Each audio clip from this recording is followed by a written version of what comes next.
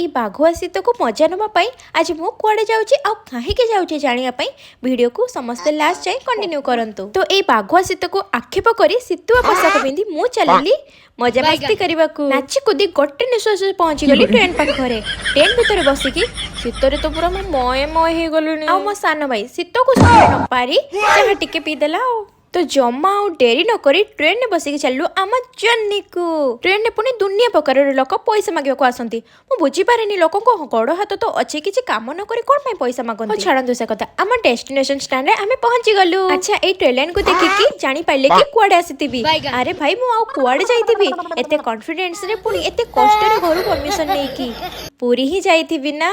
Actually पूर्व रात्रि रो सान भाई को सब प्लान हेइतिला तो से नुवा वर्ष रे आमे तो जाई पारलुनी तो एबे पूरी जाई टिके जगा दर्शन खाली प्लान करदेले तो हबनी कथारे अछि पर जगा डरी न लागिले कोन तांको पाखकु जाई हेबो। पूरी प्लान हेबो पुणी मु आसीबिनी एटा ही तो मो पई गोटिए जगह जोटी मो निजको भगवान का सह कनेक्ट करि पारे। आ मो पई ओडिसा रो 8 पीसफुल प्लेस कोठी भी जगा दर्शन परे मंदिर बाहर को आसिलु। आ बाहर एते सुंदर नृत्य करथिले देखि बहुत ही भल लागला। सेथिरे हमको डाकिले हमको शामिल करी कि आमे मध्ये नृत्य को बहुत भल भाबरे एन्जॉय करी। आमे गलु समुद्र पाखकु सेठी पहुंचिला परे समुद्र आळती दर्शन करी तापरे टिके पेट पूजा करि देलु। टिके मसला मुढ़ी आ टिके छेनापोड़ खाई सारिबा परे आ टिके पेटर जगह थिला तो बसी बसी कोन करिवो सेति पई पुणी टिके स्वीट कॉर्न आ टिके मशरूम पकोड़ा जाई कि नै आसी। वीडियो शेष रे एतिके कहिबी भगवान जगन्नाथ महाप्रभु को दर्शन करी जीवन पूरा धन्य हो गला। सतरे जगह तुम डरी लगे तुमको बहुत बहुत धन्यवाद।